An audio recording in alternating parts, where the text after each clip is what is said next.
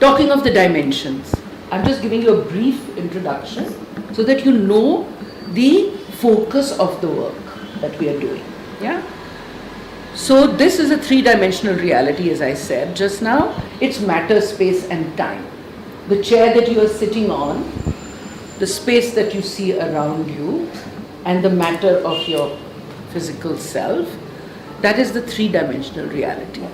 So far, we have reached the awareness of three dimensions. A little while ago, say 50 years ago, we started to get a glimpse of the fourth dimension, which is energy. Okay, what are we really? What is this body? It's energy. We are magnetizing that energy according to what we express. We are magnets. We attract to ourselves the equivalent of what we express. That's what we are learning how to experience in this training. Yeah?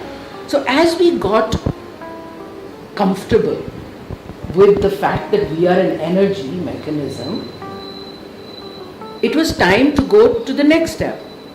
And that is what the fifth dimension reality is teaching us.